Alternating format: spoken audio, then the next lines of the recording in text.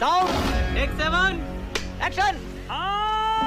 मैं सबसे पहला सवाल आप ही से पूछ लूं, भाई हम मंदिर जाएंगे तो मरेंगे, रेल में सफर करेंगे तो मरेंगे, सत्संग सुनने जाएंगे हम तो भी मरेंगे, पुल पर सेल्फी हम खिंचा रहे होंगे तो भी मरेंगे, और सिर्फ जा ही रहे होंगे ट्रैफिक के साथ तो भी मरेंगे। मतलब जहां जाएंगे वहां मरेंगे।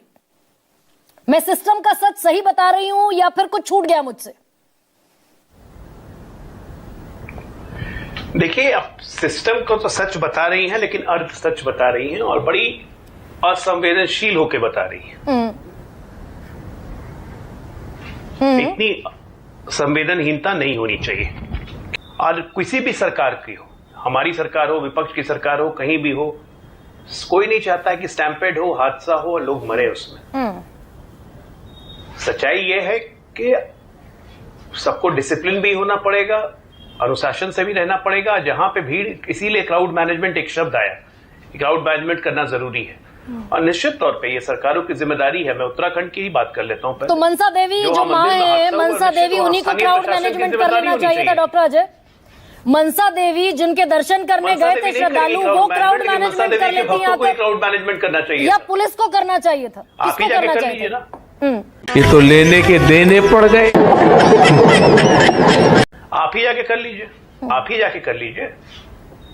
ये सत्ताधारी पार्टी के प्रवक्ता मुझे जवाब दे रहे हैं। चाहे जनता हो चाहे कोई हो, सरकार किसी की। ये सत्ताधारी पार्टी का प्रवक्ता मुझे जवाब दे रहा है कि मैं जाकर वहां क्राउड मैनेजमेंट कर लूं। सरकार को ब्लेम नहीं कर सकती हैं। भाई ये डॉक्टर अजय आलोक रिवाइंड करके फिर कह दीजिए एक बार कि गरिमा सिंह जाकर वहां क्राउड मैनेजमेंट कर ले। नाटक की बात कह के एजेंडा फिक्स करने की कोशिश मत कीजिए। देखिए, अच्छा, गुजरात की बात, मध्य प्रदेश की बात, उसके बाद उत्तराखंड की बात, फिर उसके बाद यूपी की बात, उसके लास्ट में थोड़ा सा चुटका लगा दिया कर्नाटक का। नहीं तो मैंने अगर मैं इसी पर चली, ठीक है, मैं आज डॉक्टर अजय कह रहा हूँ, ये हाथ से मैं एजेंडा चला रही हूँ, किसी सरकार के कारण हाथ से नहीं होते हैं। मैं एजेंडा चला रही हूँ। मुझे बता दीजिए कि उत्तराखंड के मनसा देवी में 6 लोग किसकी कमी से, किसकी गलती से मर गए? शर्म करो, शर्म। सीधा सवाल, एजेंडा चला रही हूँ मैं, पब्लिक के लिए एजेंडा चला रही हूँ, बताइए। मैं सीधा कह रहा हूँ, मैं एकदम बिल्कुल सीधा कह रहा हूँ, मैं सीधा कह रहा हूँ कि ये प्रशासन की चूक थी, स्थानीय प्रशासन की चूक थी। उनको एंटिसिपेट करना चाहिए था कि श्रावणी मास चल रहा है, क्राउड बढ़ेगा, उसकी मैनेजमेंट होनी चाहिए थी, नहीं हुई है। इसी के लिए तो जुडिशियल इंक्वायरी बैठाई गई है, अच्छा। मैजिस्ट्रेरियल इंक्वायरी बैठाई गई है कि जो दोषी होंगे उनको जिम्मेदारी तय की जाएगी। गलत क्या है? और राजस्थान के झालावाड़ में किसकी गलती थी? इतनी ईमानदारी से बता रहे हैं तो बताइए। झालावाड़ में 7 बच्चे मर गए, 29 बच्चे, 28 बच्चों के सिर पर गंभीर चोटें। किसकी जिम्मेदारी थी? जर्जर बिल्डिंग में बैठा दिया गया उन बच्चों को मरने के लिए। सबसे बड़ी जिम्मेदारी तो वहां के शिक्षक की थी कि जिन्होंने बिल्डिंग जर्जर हो चुकी है उसकी रिपोर्टिंग उन्होंने नहीं की थी, डीओ को, डिस्ट्रिक्ट एजुकेशन ऑफिसर को। सबसे बड़ी जिम्मेदारी तो वहां के शिक्षक की थी कि जो पढ़ा रहे थे। डीएम साहब क्या कर रहे थे कि वो अपने भवन की सूचना देते, उन्होंने नहीं दिया। कलेक्टर क्या कर रहे थे? शिकायत की गई थी अजय आलोक। भाई, डीएम कलेक्टर जाके जिला के हर स्कूल में नहीं जाते हैं। डीओ एक माध्यम होता है, डीओ के पास अपनी शिकायत रखते हैं, उसके बाद डीओ उसको डीएम कलेक्टर के पास जाते हैं, उसके अंदर पूरी बिल्डिंग मेंटेनेंस होती है। कलेक्टर की जिम्मेदारी बोल रही है ना सरकार के बारे में, तो सरकार करने का काम करने का तरीका जानिए ना। एकदम पता है मुझे, आप कह रहे हैं कलेक्टर की जिम्मेदारी नहीं है। मैं आप ही से आप ही का प्रश्न पूछती हूं, कलेक्टर की, डीएम की जिम्मेदारी नहीं है ना? ये तुम्हें शर्म है? कुछ शर्म आया है? स्थानीय स्तर पे ही होती है। कलेक्टर की जिम्मेदारी नहीं है डॉक्टर अजय आलोक? भाई, कलेक्टर की जिम्मेदारी तय करना बिल्कुल जिम्मेदारी है। जिले के लिए कलेक्टर जिम्मेदार होता है, लेकिन उसके नीचे जो काम करने वाला डीईओ है उसकी जिम्मेदारी होती है, डिस्ट्रिक्ट एजुकेशन ऑफिसर की। तो उसके अंडर में जितने स्कूल्स हैं, उसके बाद डीईओ के नीचे प्रखंड लेवल पे होता है ब्लॉक एजुकेशन ऑफिसर, उसकी जिम्मेदारी है कि उसके ब्लॉक पे, पंचायत में जितने स्कूल चल रहे हैं उनकी हालत कैसी है, तो जिनकी जिम्मेदारी थी, ओके, डॉक्टर अजय, झालावाड़ में जिनकी जिम्मेदारी थी उन्हें नाप दिया क्या? डीएम अगर जिले के हर स्कूल में घूमने लगे तो उसका साल भर तो स्कूल में घूमने में निकल जाएगा। भाई दुरुस्त है, अरे भाई दुरुस्त है। झालावाड़ में जिनकी जिम्मेदारी थी, कितना स्कूल हुआ? झालावाड़ में जिनकी जिम्मेदारी थी नप गए होंगे वो अभी तक। तो यही नहीं, अभी और सुनिए। गरिमा जी, एक दिन में सरकारी इंक्वायरी पूरी नहीं होती है या 2 दिन में, इसकी एक अपनी प्रक्रिया है। इस सिस्टम को, जब आप सिस्टम का सच ला रही हैं तो सिस्टम को समझिए भी। नी जर्क एक्शन सिस्टम में नहीं होता है। झालावाड़ में 7 बच्चों की मौत हुई, अगले दिन नागौर में फिर छत गिर गई। और मुझे सिस्टम समझना है या जो डबल इंजन की सरकारें हैं उनको सिस्टम समझना है? हमें सिस्टम दुरुस्त करना है, हमें सिस्टम समझना नहीं है। हाँ। खराब सिस्टम जो मिला था उसको दुरुस्त कर रहे हैं। हाँ। उसके लिए दोषी हम नहीं हैं। 10 ही साल से हम सत्ता में, झालावाड़ में तो अभी 6 महीने हुए, 1 साल हुए राजस्थान में सत्ता आए हुए। हाँ।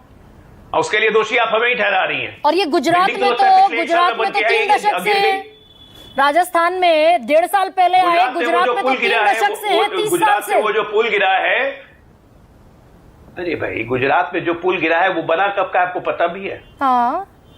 वो बना 1978 पे, उसको पुल को अयोग्य घोषित कर दिया गया था। हाँ। अब ये बताइए, ये मुख्यमंत्री की जिम्मेदारी है कि वहां पे ट्रैफिक पुलिस या ट्रैफिक एसपी की जिम्मेदारी है कि उसमें ट्रैफिक न चलने दिया जाए? ट्रैफिक पुलिस सरकार के अंडर में आती तो है? जिम्मेदारी तय करेंगे ना, मुख्यमंत्री की जिम्मेदारी नहीं है डॉक्टर जिम्मेदारी तय तो सरकार ही करती कर रहे हैं क्या? आज आप जिम्मेदारी तय सरकार करती है, बिल्कुल जिम्मेदारी। आप कुछ भी बोलो, ये नहीं सुनने वाला। सरकार हमारी, तो जिम्मेदारी किसकी रहेगी? दूसरे की। लेकिन इसी सिस्टम को दुरुस्त करना है ना, यही तो कह रहा हूं मैं। मतलब गुजरात में 30 साल में सिस्टम दुरुस्त नहीं कर पाए ना? 100% परफेक्शन कभी मिला है आपको कोई चीज में कि आप हैं 100% परफेक्ट? अच्छा, जब गुजरात जैसे विकसित राज्य में ये घटना हो सकती है तो ये मानिए कि परफेक्शन किसी में नहीं होती है। अपनी गलतियों को और अपनी कमी स्वीकारने का कलेजा होना चाहिए। कितने 140 लोग मरे थे मोरबी में 2022 में, किसकी गलती तय की आपने? किसकी गर्दन नपी, बताइए मुझे। 2022 में जितने गुजरात में जो हादसा हुआ था, उसका कॉन्ट्रैक्टर से लेके उसके इंजीनियर तक सारे अभी जेल में हैं, किसी को बेल भी नहीं मिली। होमवर्क करके ना जरा ढंग से। और 21 लोग फिर मर गए अभी 9 जुलाई को। अरे भाई, जनता माफ नहीं करेगी। कोई जानबूझ के मारता है, गजब कर रही है गरिमा जी। अब क्या हो गया आपको? सरकारें जितनी प्रदेश में हैं, बंगाल में कहीं पुल गिर गया, क्या ममता दीदी ने जानबूझ के मार दिया? एक्ट ऑफ फ्रॉड कहा। अरे भाई, हाँ, यस। डॉक्टर अजय आलोक, प्रधानमंत्री नरेंद्र मोदी ने बंगाल में पुल गिरने को एक्ट ऑफ फ्रॉड कहा था। तो कहिए कि झालावाड़ में एक्ट ऑफ फ्रॉड है, गुजरात में एक्ट ऑफ फ्रॉड है, पुणे में एक्ट ऑफ फ्रॉड है। फ्रॉड नहीं है, क्योंकि झालावाड़ में एक्ट ऑफ फ्रॉड नहीं है, दोनों में अंतर है। पहले ये समझिए, वो बनता हुआ पुल गिर गया था, वो बनता हुआ पुल था, पुल बना नहीं था, चालू ने बनता हुआ पुल गिर गया था। पुल गिरा है भाई। फ्रॉड। झालावाड़ में जो स्कूल की बिल्डिंग गिरी है, बिहार में बनता हुआ पुल गिर गया, 1600 करोड़ रुपए की लागत थी। बिहार से आते हैं आप डॉक्टर अजय आलोक जी। बिहार में भी बनता हुआ पुल गिरा। हाँ। बिल्कुल गिरा था, बिहार में बनता हुआ पुल मुंगेर में गिरा था। एक्ट ऑफ फ्रॉड था, इंक्वायरी चल रही है, कॉन्ट्रैक्टर जेल में है, ब्लैकलिस्ट कर दिया गया है उसे। अच्छा, और उत्तर प्रदेश में इस भोले बाबा को क्लीन चिट दे दी। उत्तर प्रदेश में 121 लोग मरे थे। कितने मरे थे? अब इतने मरते हैं कि याद रखना मुश्किल है। 121 लोग मरे और एसआईटी ने कह दिया कि ये तो आयोजकों की लापरवाही है, प्रशासनिक चूक है, पुलिस की चूक है। प्रशासन का कौन सा अधिकारी, पुलिस का कौन सा अधिकारी आयोजक भोला बाबा था, उसे क्लीन चिट दे दी। तुम चुल्लू भर पानी में जाके डूब के मर जाओ।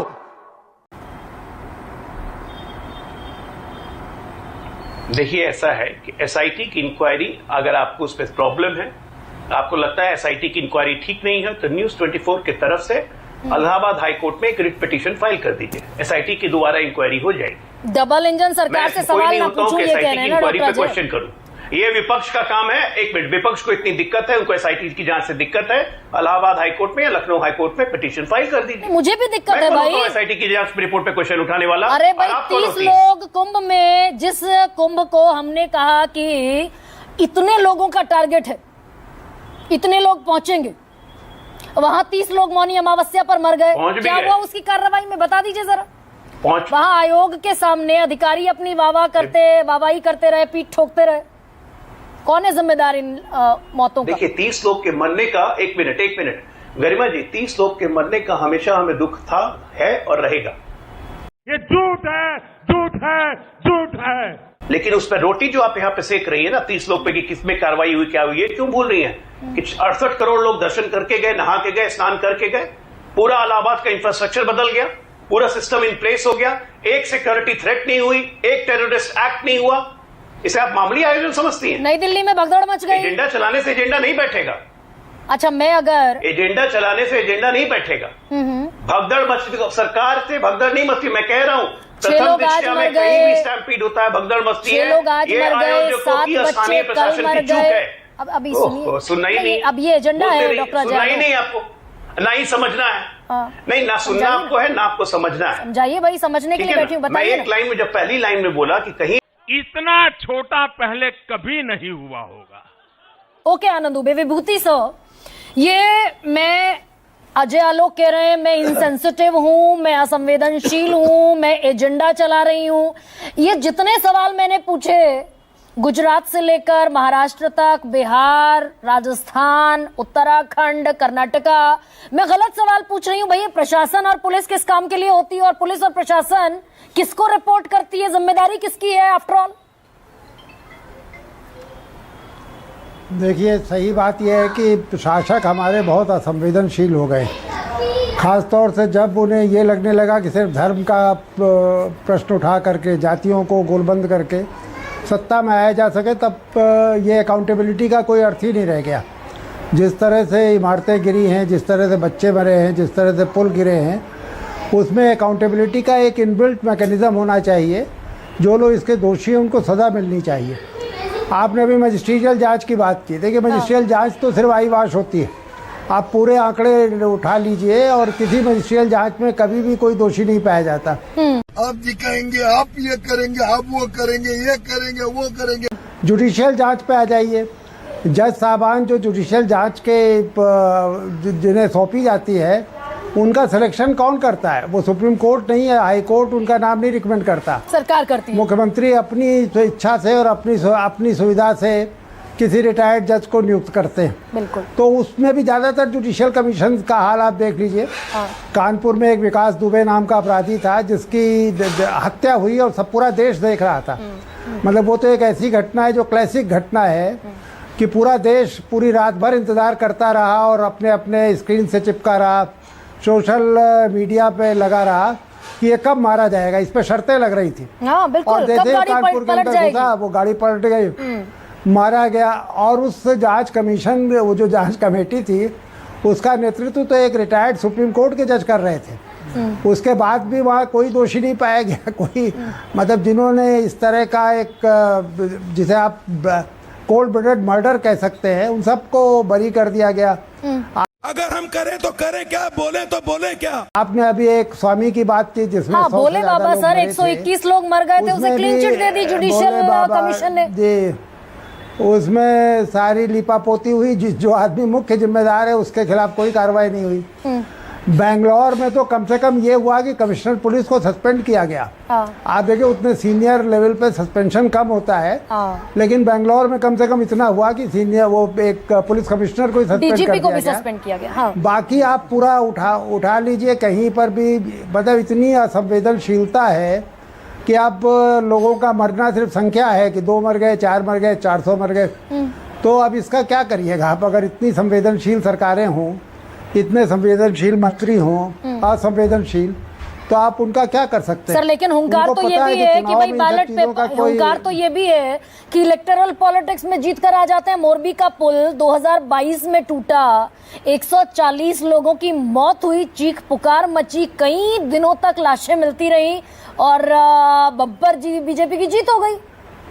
कैसे कैसे लोग रहते हैं यार यहाँ पर। हिस्टोरिकल विक्ट्री हुई गुजरात में। देखिए,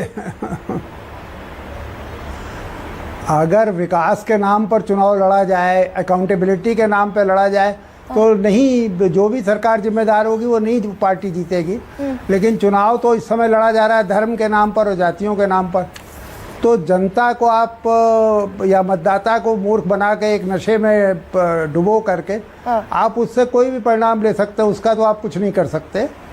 ये देखिए, बड़ी सीधी बात है कि इस समय अचानक ये धार्मिक टूरिज्म का कैसे एक, जिसे आप कह सकते हैं कि बाढ़ की तरह बढ़ गया है, सिर्फ इसलिए कि पूरा तंत्र इसको प्रोत्साहित कर रहा है। इलाहाबाद में जब कुंभ लगा था तो सारी सरकार इस बात को प्रचारित कर रही थी, पूरे अंतर्राष्ट्रीय स्तर पर कर रही थी। उतना आप इंतजाम नहीं कर सकते थे जितने लोग आ गए, तो जाहिर है कि दुर्घटना होगी ही होगी। तुम चुल्लू भर पानी में जाके डूब के मर जाओ। तो सब ये राम भरोसे कांवड़ियों के सर, साथ जिस सरकार तरह भरोसे सरकार चल का रहा है या व्यवहार है। राम भरोसे चल रहा है? सरकार के, पुलिस के, प्रशासन के भरोसे चल जी, रहा है जी। या राम भरोसे? देखिए, अगर अकाउंटेबिलिटी आप एक बार तय कर दीजिए ना, तब पुलिस के भरोसे चलने लगेगा। चलने लेकिन लगेगा। वो पुलिस अधिकारी को भी पता है कुछ भी होगा उसको सजा वजा नहीं मिलेगी, हाँ। तो फिर वो क्यों बहुत ज़्यादा इसमें परेशान हो। या जिन लोगों की वजह से ये प्राइमरी स्कूलों की इमारतें गिरी हैं, छतें गिरी हैं, अगर उनको हम ऐसी एग्जाम्पलरी उनको सज़ा दें कि दूसरे को इस तरह की लापरवाही करने में या भ्रष्टाचार करने में दूसरा कांपे, हाँ। तो नहीं होगा। लेकिन होगा क्या कि जब आपने अस्पताल का भी विजुअल दिखाया कि अस्पताल की क्या स्थिति रही होगी, आप कल्पना कर लीजिए। लेकिन अब चूंकि मंत्री जी को आना है तो उसकी सफाई भी हो रही है, उसमें फर्नीचर भी है। और सर ये खत्म, bye bye, tata, goodbye, गया।